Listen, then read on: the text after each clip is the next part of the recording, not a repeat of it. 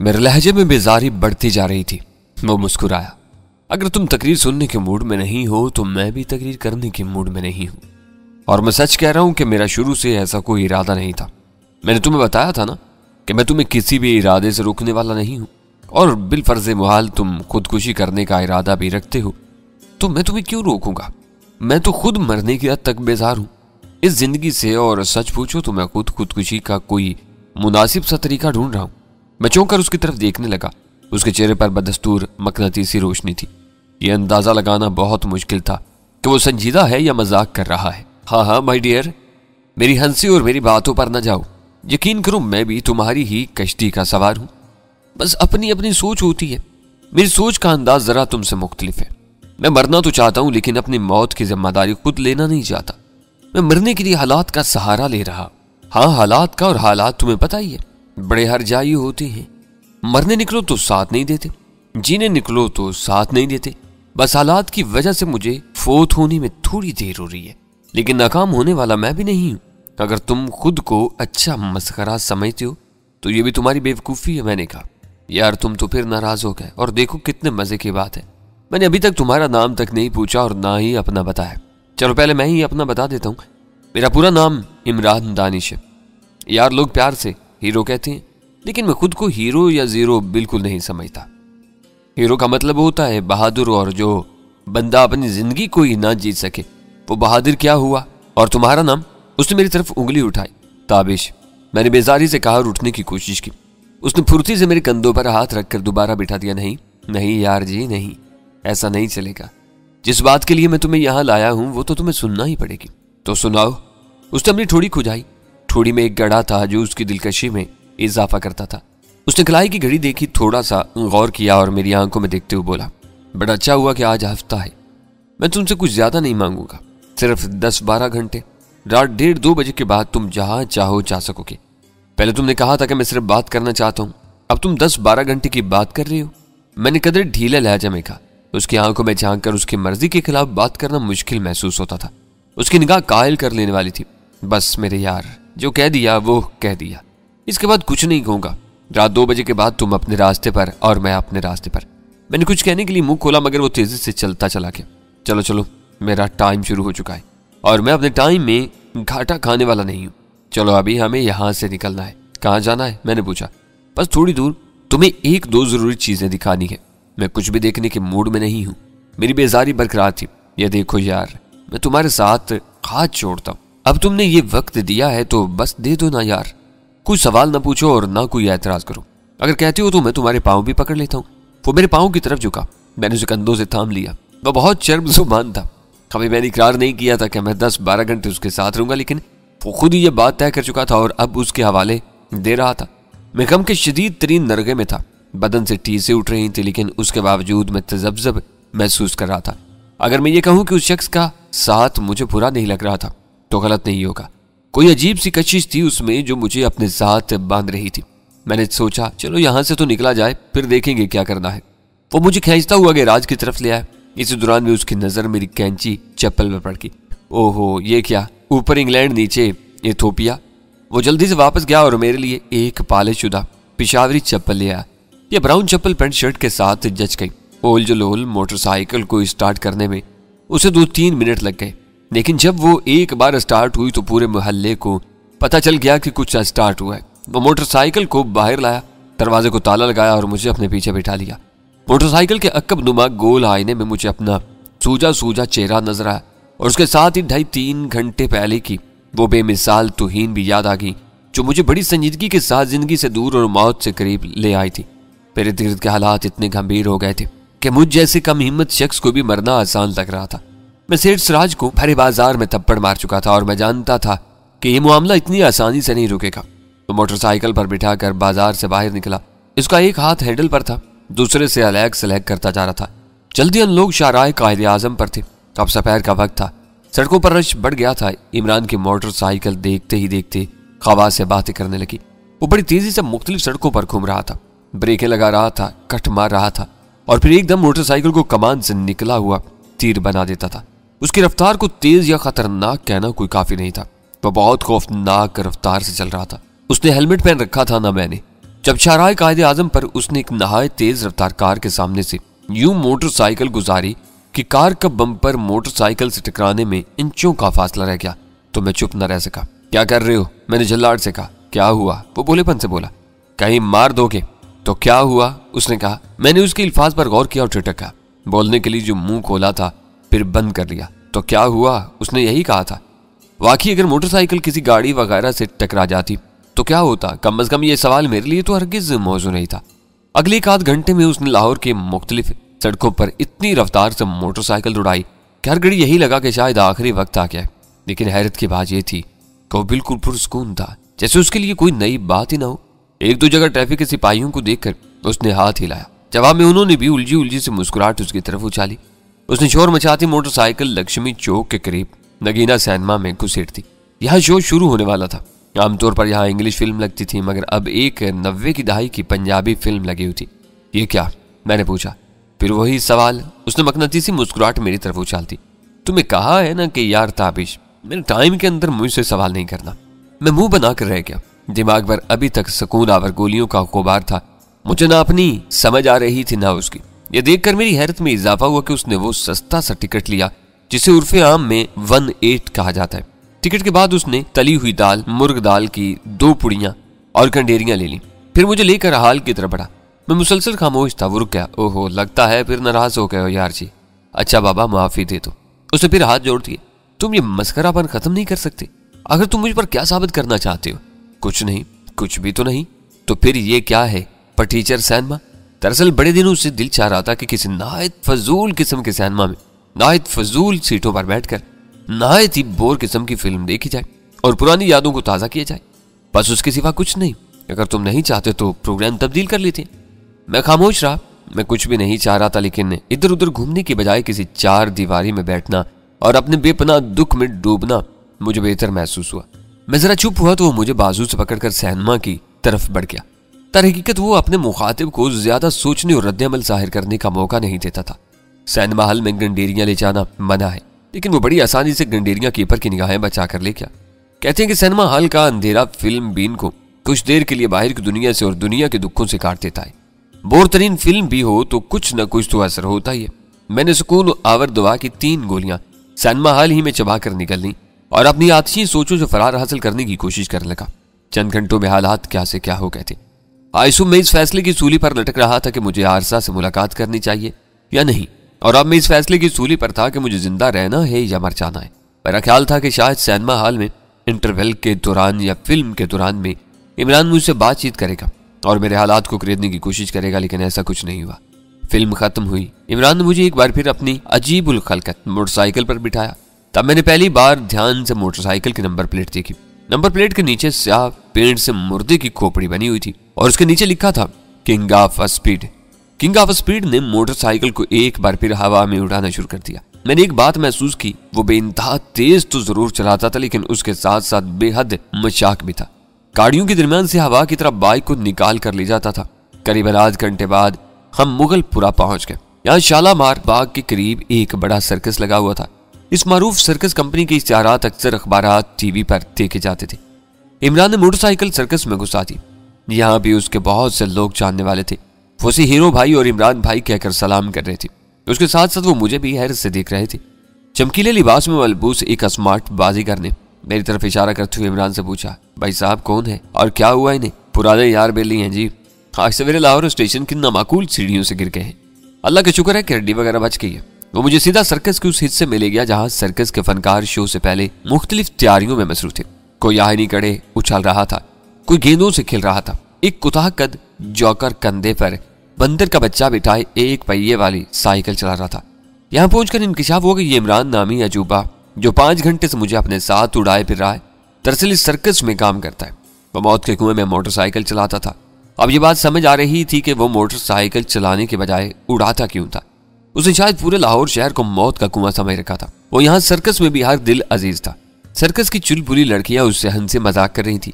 Tubelights की रोशनी में ये लड़कियां असल से ज्यादा जाजुब नजर महसूस होती थी। अपना ध्यान बटाने की बहुत कोशिश कर रहा था, लेकिन जिस तरह काले बादलों में रह रह कर बर्फ तड़पती है, ये ख्याल बार बार ज़हन में आता था कि इस वक्त मेरे घर का मंजर क्या होगा। वालदा और बहन भाई किस कर्ब से गुजर रहे होंगे।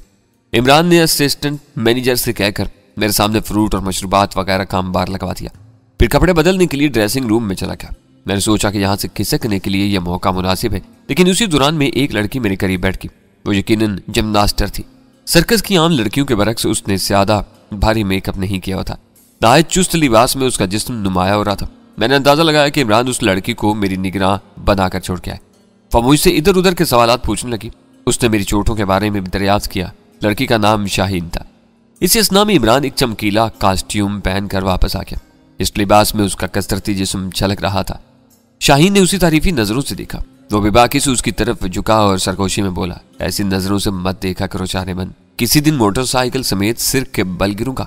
तुम्हारी तरफ तो देखना भी गुनाह है। वो हंसी, और जो गुनाह तुम रोज ही करती हो, वो भी ऐन इस वक्त जब मेरी एंट्री होने वाली होती है। क्यों अपने होने वाले बच्चों पर जुल्म करती हो? फॉर गॉड सेक ना किया करो ऐसा। इमरान के फिक्रे पर शाहीन का रंग शहाबी हुआ। वो पहले बेहतर शर्माई फिरे कोल्ड ड्रिंक की खाली बोतल पकड़कर बोली, मैं सर तोड़ दूंगी तुम्हारा। हाँ ठीक है, देर के बाद अब सिर की बारी ही तो आनी है। शायद वो कुछ और भी कहता, लेकिन उसी दौरान में उसकी नजर टेबल कैलेंडर पर पड़ गई। उसने गौर से देखकर तसल्ली की और बोला, आज हफ्ता ही है ना, चलो ये भी ठीक हुआ। ये हफ्ते वाला फिक्रा उसने पिछले 5-6 घंटों में कम से कम 4 दफा कहा था, और हर बार उसकी आंखों में अजीब सी चमक नजर आई थी। पता नहीं वो क्या सोच रहा था। सर्कस का पिंडाल और मौत का कुआं एक दूसरे से करीबन 50 कदम के फासले पर वाक़ थे। दोनों जगह से तमाशाइयों का शोर बुलंद हो रहा था। गाहे बगाहे म्यूजिक की आवाज भी उभरती थी। मेरा नया कॉस्ट्यूम तैयार है? इमरान ने असिस्टेंट मैनेजर अब्बास से पूछा। हाँ इमरान भाई, एकदम रेडी। सर्कस में आपकी एंट्री 9:30 बजे के करीब है। असिस्टेंट मैनेजर और इमरान की बातों से मुझे अंदाजा हुआ कि इमरान मौत के कुएं के अलावा सर्कस के झूलों पर भी काम करता है। उसके जिस्म में एक अच्छे जिम्नास्टर की खसूसियात मौजूद थी और नजर भी आती थी। हम जिस जगह बैठे थे ये एक बड़ा सा शामियाना था। इस शामियाने ही के एक हिस्से को लकड़ी के पार्टीशन से दफ्तर की शक्ल दे दी गई थी। शामियाने में मुख्तलिफ फनकार वार्म अप होने में मसरूफ थे। मौत के कुएं की तरफ से गाये बगाहे तालियों की आवाजें भी उभरने लगती, जिससे अंदाजा हुआ कि वहां छोटा मोटा तमाशा शुरू हो चुका है। तो मुलाजिम लड़के इमरान की मोटरसाइकिल चेक करने में मसरूफ थे। इमरान ने मेरी तरफ देखा और अपने मखसूस मुस्कुराते लहजे में बोला, बैठोगे मेरे साथ? नहीं, मैंने रुखाई से जवाब दिया और दूसरी तरफ देखने लगा। चलो तमाशा तो देखो ना, उसने कहा। फिर मेरे जवाब का इंतजार किए बगैर एक हट्टे कट्टे शख्स से बोला, सैंडो ताबिश को अंदर ले जाओ। सफा चट सर वाले सैंडो ने मेरी तरफ देखा जैसे खामोशी की जुबान में कह रहा हो, आओ जी मेरे साथ अपने हीरो भाई के कमालात देखो। शामियाने की एक जानिब रास्ता सा था। इस रास्ते की दीवारें कनाजों से बनी हुई थी। मौत के कुएं में करतब दिखाने वालों को इसी रास्ते से गुजरकर कुएं में दाखिल होना था। मैं सैंडो के साथ अंदर जाना नहीं चाहता था, लेकिन चारों नाचार चला गया। ऊपर से मौत के कुएं में कई बार झांका था, लेकिन आज मैं कुएं के अंदर था। यहाँ एन दरमियान में लोहे की 3-4 कुर्सियां भी पड़ी हुई थी। इनके पास भी छोटा सा डेक था, जिससे उभरने वाली मौसीकी 3 बड़े स्पीकरों के जरिए कुएं में और कुएं से बाहर गूंज रही थी। कुएं के बालाई किनारे पर 2-2.5 तमाशाइयों के नहायत मशाक चेहरे नजर आ रहे थे। कुएं के अंदर 2 लड़कियां और 2 हिजड़े भी मौजूद थे। उन्होंने जर्क बर्क लिबास पहन रखे थे और चेहरों पर सुर्खी पाउडर थोपा हुआ था। ये सब उल्टा सीधा डांस कर रहे थे। डेक पर गाना बज रहा था, सुन वे बलोरी अखवालिया। मुझे लगा कि कुएं के अंदर मैं खुद भी एक तमाशा हूं और अनगिनत बलोरी आंखें मुझे भी घूर रही हैं। मैं ये सोचने पर मजबूर हो गया कि अगर इत्तेफाकन इन तमाशाइयों में से कोई मेरा शनासा भी हुआ तो मुझे साल में इस कुएं के अंदर देखकर क्या महसूस करेगा। शायद वो समझे कि मैंने मौत के कुएं में काम करना शुरू कर दिया है और मेरे जिस्म पर जो चोटें नजर आ रही हैं वो इसी काम के सिलसिले में लगी हैं। एक बार जी में आई कि खामोशी के साथ यहां से खिसक जाऊं, लेकिन इमरान ने मेरा पक्का इंतजाम करके ही मुझे अंदर भेजा था। लड़की शाहीन की तरह सैंडो भी मेरा मेजबान था, लेकिन उसके साथ साथ निगरां भी था। लड़कियों और हिजड़ों को गाने की धुन पर बेहुदा डांस का अच्छा रिस्पांस मिलने लगा। ऊपर से नोट फेंक के जाने लगे। इसी दौरान में इमरान की अजीब खलकत मोटरसाइकिल अंगड़ाई लेकर बेदार होगी। उसकी आवाज ने कुर्बो जवार की हर खूबसूरत और बदसूरत आवाज को ढांप लिया। तमाशाइयों ने अभी मोटरसाइकिल को देखा नहीं था, मगर उनके अंदर जोश व खरोश की लहर तोड़ गई थी। मौसीकी बंद हो गई और डांसर्स ने कुआं खाली कर दिया। कुछ देर बाद इमरान कुएं में दाखिल हुआ। लोगों ने पुरजोश तालियां बजाई। उसने हाथ लहरा कर जवाब दिया। फिर उसने रफ्तार तेज की और अपने फन का मुजाहरा शुरू कर दिया। अगले 5-6 मिनट मेरे लिए बेहद तहय्युर खेज थे, खासतौर से आखिरी 2 मिनट। मुझे अपनी आंखों पर भरोसा नहीं हो रहा था। मौत के कुएं का तमाशा मैंने उससे पहले भी कई बार देखा था, बल्कि कुएं में कारें भी चलती देखी थी, मगर इमरान ने जो आइटम पेश किए वो हैरान कुन थे। पूरे स्विंग में चलती हुई मोटरसाइकिल पर ऊंधा लेटना, उल्टा बैठना, घुटनों के बल बैठना, एक घुटना टेक कर दोनों हाथ फिजा में फैला देना। हर घड़ी यही लगा कि वह इम्कान जोश का मुजाहरा कर रहा है और अभी किसी हादसे का शिकार होकर नीचे गिर जाएगा। उसका गिरना उसके लिए ही नहीं, कुएं के अंदर मौजूद 3-4 अफराद के लिए भी खतरनाक साबित हो सकता था, जिसमें मैं भी शामिल था। मोटरसाइकिलों के जोर से लकड़ी का बना हुआ पूरा कुआं बुरी तरह हिल रहा था, क्योंकि आखिरी हिस्से में एक और मोटरसाइकिल सवार भी इमरान के साथ शामिल हो गया। दोनों सवारों ने अपने पीछे 2 लड़कियां भी बिठाई। उनमें इमरान के पीछे वही हल्की भूरी आंखों वाली शाहीन बैठी। बहरहाल तमाशे कुछ आखिरी हिस्से में भी इमरान को ही मरकजी हैसियत हासिल रही। तमाशाइयों ने उसकी हर खतरनाक अदा पर दिल खोल कर तालियां बजाई। आखिर में वो चंद सेकंड के लिए मेरे पास रुका, अपने मखसूस अंदाज में मेरी तरफ झुक कर बोला, आ जाओ यार जी, 2 मिनट के लिए तुम भी इस राइड का मजा ले लो। सच कहता हूं नशा हो जाएगा। सॉरी। मैंने हत्तुल इम्कान अपने चेहरे को सख्त रखा। उसने मेरे कंधे पर हाथ रखा और अपनी मकनातीसी आंखें मेरी आंखों में काट कर होले से बोला, जो डरना है तो मरना है, जो मरना है तो फिर डरना क्या? तो क्या तुम चाहते हो कि मैं यहां से चला जाऊं? मैं उठते हुए बोला। उसने एकदम अपने दोनों हाथ मेरे कंधों पर रख दिए। अरे नहीं, बैठो बैठो, एक तो तुम गुस्से में एकदम आ जाते हो। अच्छा, अब कुछ नहीं कहूंगा, तुम्हारी मर्जी के खिलाफ। अब एक आखिरी आइटम है, इसके बाद चलते हैं। और अगर उसे बात करते करते अचानक रुकना पड़ा क्योंकि उसका मोबाइल की घंटी बजने लगी थी। उसने कॉल रिसीव की और होले से बोला, हाँ जी इमरान स्पीकिंग। दूसरी तरफ से कुछ कहा गया जो उसने ध्यान से सुना। फिर जवाब में बोला, पर मलिक साहब, SHO से तो हमेशा आप ही बात करते हैं, हमारा काम तो अंदर के मामले संभालना होता है। जी हाँ जी हाँ, आप ठीक कह रहे हैं, लेकिन पिछली बार ही तो बात हुई थी, दूसरे हफ्ते में पैसे भी बढ़ाए थे आपने। जवाब में भी कुछ कहा गया जो इमरान ने ध्यान से सुना और आखिर में बोला, तो फिर क्या किया जाए? टिकट बढ़ा दिया जाए? नहीं नहीं, ये कैसे हो सकता है? बात करते करते वो मोटरसाइकिल से उतरा और कुछ फासले पर चला गया। फिर फोन कान से लगाए लगाए वो कुएं से निकला। वो गालबन मैनेजर या असिस्टेंट मैनेजर की तरफ गया था। इस नामालूम फोन कॉल के बाद मैंने पहली बार इमरान के चेहरे पर थोड़ी सी संजीदगी देखी थी। मेरे करीब खड़ा सैंडो और दीगर अफराद भी कदर संजीदा नजर आने लगे थे। वो आपस में सरगोशियां कर रहे थे। मेरी छठी हिस्स कहने लगी कि यहाँ कुछ छुपाया जा रहा है। इस तमाशे के साथ साथ यहाँ कोई जबरदस्त किस्म का घपला हो रहा है या होने वाला है। कोई ऐसा काम जिसे करने से पहले यहाँ के आम अफराद तनाव की कैफियत में है। क्या ये कोई खतरनाक काम है? क्या कोई संगीन किस्म की कानून चिकनी होने वाली है? या फिर मेरे जहन में एक बार फिर यह बात आई कि मैं यहाँ से निकल जाऊं। मैं कोई इनका कैदी नहीं था। मैं अब तक सिर्फ इमरान के इसरार की वजह से यहाँ रुका हुआ था। सैंडो और दीगर अफराद आपस में सरगोशियां कर रहे थे। मुझे खिसकने का मौका मिल सकता था। मैं अपनी जगह से उठा, लेकिन इसी वक्त इमरान फिर मुस्कुराते चेहरे के साथ अंदर दाखिल हो गया। उसकी मुस्कुराहट भी अजीब ही थी। वो अपनी अजीब उल खलकत मोटरसाइकिल पर बैठा। उसने मेरी तरफ देखकर हाथ हिलाया। उसकी आंखों में बला की चमक और बेखौफी थी। तब वो एक बार फिर कुएं के अंदर मोटरसाइकिल दौड़ाने लगा। मोटरसाइकिल का शोर बेपनाह था। इमरान ने पूरी रफ्तार से चलती मोटरसाइकिल पर चंद और नहायत खतरनाक करतब दिखाए। हर घड़ी यही लग रहा था कि वो जरूरत से ज्यादा एतमाद का शिकार है और अपना कोई नुकसान कर बैठेगा। देखने वालों के सांस सीने में अटके हुए थे। उसके साथ साथ वो तालियां भी पीट रहे थे। आखिर इमरान का तमाशा खत्म हुआ और वो जबरदस्त तालियों के शोर में नीचे आ गया। उसके मोटरसाइकिल मुलाजमीन ने संभाल ली और वो तमाशाइयों की तरफ हाथ लहराता हुआ मौत के कुएं से बाहर निकल गया।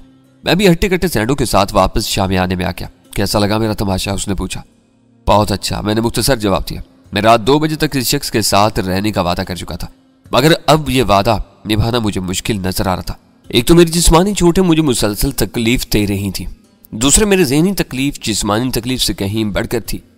इस वक्त मेरा दिल चाह रहा था कि कहीं कोई खामोश जगह हो, गहरी, तारीख और बिल्कुल तन्हा।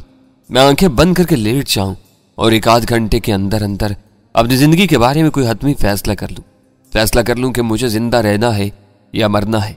अगर मरना है तो किस तरीके से, और अगर जिंदा रहना है तो फिर किस तरफ का रुख करना है।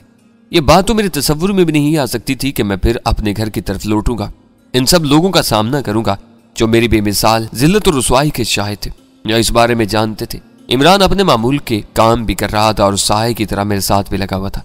उसने अपना कॉस्ट्यूम बदला और कुछ ही देर बाद मुझे एक बार फिर सैंडो और शाहीन के हवाले करके अपनी दूसरी एंट्री के लिए तैयार हो गया। उसकी ये एंट्री सर्कस में थी।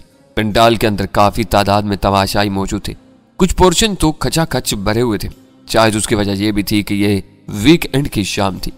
इस मरतबा इमरान ने झूलों पर अपने कमालात दिखाए। उसके साथ 5-6 मजीद बाजीगर भी शामिल थे। इनमें 3 लड़कियां थीं। यहाँ भी इमरान का रद्द-ए-अमल अहम रहा। उसे और एक दूसरे बाजीगर सलेमान उर्फ शहजादे को खूब ताद मिली। ये नहायत पुरखतर आइटम्स थे। बहरहाल जान के तहफ़्फ़ुज़ के लिए झूलों के नीचे जाल वगैरह मौजूद थे। 11:30 बजे लगभग शो खत्म हो गया। तमाशाई जोक दर जोक पंडाल से निकलने लगे। शो में हिस्सा लेने वाले इंसान और जानवर भी सबको दोष होकर अपने अपने ठिकानों पर पहुंच गए। सर्कस के इर्द गिर्द मौजूद फालतू रोशनियां बुझाई जाने लगी, लेकिन मैं महसूस कर रहा था कि अभी खेल मुकम्मल तौर पर खत्म नहीं हुआ। अभी यहाँ कुछ बाकी है, और जो बाकी है वो इस सारे खेल से ज्यादा अहम है। इमरान शहजादे और उसके दीगर साथियों ने स्पेशल शामियाने में पुरतकल्लुफ खाना खाया और बादामों वाली सब्ज चाय पी। इमरान के बेपनाह इसरार के बावजूद मैंने एक लुकमा नहीं लिया, ले ही नहीं सका। मेरे खुशका सीने में तो कुछ और ही तरह की जंग जारी थी। 12:30 बजे के लगभग इक्का दुक्का गाड़ियां आकर सर्कस की पार्किंग में रुकने लगी। ये सब शानदार गाड़ियां थी, होंडा, टोयोटा और पेजारो वगैरह। दूसरी तरफ असिस्टेंट मैनेजर अब्बास और इंतजामिया के दीगर अफराद सरगोशियों में बातें कर रहे थे और खास इंतजामात में मशगूल थे। इमरान ने मेरे कंधे पर हाथ रखते हुए कहा, ताबिश यार, अब तुम्हें एक खास तमाशा दिखाते हैं। वैसे तो इस तमाशे का टिकट करीबन 15-20 गुना है, लेकिन तुम्हारे लिए तो ये पहले की तरह मुफ्त है। हमारे साथ रहोगे तो ऐसे ही मजे करोगे यार। उसने मेरा कंधा थपका। शायद और भी कुछ कहता, लेकिन मैंने घूर कर देखा तो वो जल्दी से बात बदल गया। बस अब ज्यादा देर नहीं, 5-10 मिनट का इंतजार रह गया है। 10 मिनट बाद हम एक बार फिर पंडाल में थे। इस बार पंडाल तकरीबन खाली था, सिर्फ स्पेशल क्लास में जहां कालीन बिछे थे और सोफे वगैरह रखे थे, तकरीबन 40 अदद तमाशाएं मौजूद थे। कुछ ही देर बाद उनकी तादाद 50-60 तक पहुंच गई। उनमें से ज्यादातर नौजवान अमीर सादे नजर आते थे जो टोलियों की सूरत में आए थे। कुछ बड़ी उम्र के लोग भी थे जो अपने लिबास और चेहरों से बेफिक्रे टाइप के दौलतमंद लगते थे। मैं स्पेशल क्लास की तीसरी कतार में बैठा था। सैंडो मेरी दाएं जानिब और शाहीन बाएं जानिब थी। फिर मैंने एक हैरत अंगेज मंजर देखा। चूलों के नीचे से दोनों हिफाजती जाल हटा लिए गए। ये क्या हो रहा है? मैंने शाहीन से पूछा। आप देखते रहे, वो होले से मुस्कुराई। बाजीगर रस्सी की तवील सीढ़ी के जरिए करीबन 50 फुट ऊपर झूलों तक पहुंच रहे थे। उनमें इमरान और शहजादा सबसे आगे थे। इस मर्तबा बाजीगर लड़कियों के लिबास भी ज्यादा बोल्ड थे। उनकी पूरी टांगें उरियां थी और बालाई जिस्म पर भी मुख्तसर तरीन लिबास था। हिजान खेज म्यूजिक ने माहौल को गरमाना शुरू कर दिया। पंडाल के अंदर अजीब सी सनसनी फैल गई थी। अब सारी बात मेरी समझ में आ रही थी। इस सर्कस में चोरी छुपे गैर कानूनी शो चलाया जा रहा था। एक ऐसा तमाशा जिसमें जिंदगी का कोई तहफ्फुज नहीं था और बुलंदी पर मुजाहरा करने वाले बाजीगर हर घड़ी मौत के निशाने पर थे। मेरे दिल की धड़कन तेज हो गई, जिसमें चींटियां सी रेंगती महसूस हुई। शायद यही सनसनी और हैजान था जिसकी खातिर कुछ लोग भारी मुआवजा देकर तमाशा देखने के लिए यहाँ मौजूद थे। तमाशा शुरू हुआ तो पंडाल में सन्नाटा छा गया। यूं लगता था कि सुई भी गिरेगी तो आवाज आएगी। बाजीगरों के चेहरे पर भी सख्त तनाव की कैफियत थी। वो जानते थे कि झूला छोड़कर हवा में कलाबाजियां खाते हुए और दूसरा झूला पकड़ते हुए जरा सी भी गलती हुई तो इसका मतलब यह होगा कि बुलंदी से जमीन पर गिरना और मौत के करीब तर चले जाना। मैंने देखा कि बाजीगरों में किसी के चेहरे पर अब भी मुस्कुराहट मौजूद थी, तो वो इमरान था। वो न सिर्फ बड़े सुकून से अपने आइटम पेश कर रहा था बल्कि साथियों की हौसला अफजाई भी कर रहा था। जब बाजीगर कोई स्टेप मुकम्मल कर लेते तो तमाशाइयों का सख्ता टूटता।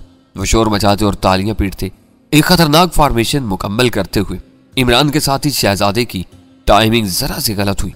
हवा में 2 कलाबाजियां खाकर उसने इमरान की टांगें पकड़ना थी जो खुद भी झूल रहा था। शहजादे के दोनों हाथ इमरान की टांगों पर नहीं पड़ सके। एक हाथ फिसल गया। बहरहाल दूसरे हाथ की गिरफ्त इतनी मजबूत थी कि वो खुद को गिरने से बचाने में कामयाब रहा। इस दौरान सेकंड की हलचल ने तमाशाइयों को बंचों पर खड़ा कर दिया। इनके होठों से बेसाख्ता ऊह की मुश्तरका आवाज निकली। ये खेल तकरीबन 30 मिनट का था। मेरी धड़कनें जेरो जबर होती रही और हथेलियों पर पसीना आ गया। हर लहजा यही लगा कि अभी कोई खौफनाक हादसा पेश आ जाएगा और हम सब खुद से चंद मीटर के फासले पर एक शख्स को मरते हुए देखेंगे। ये वाकई जबरदस्त था।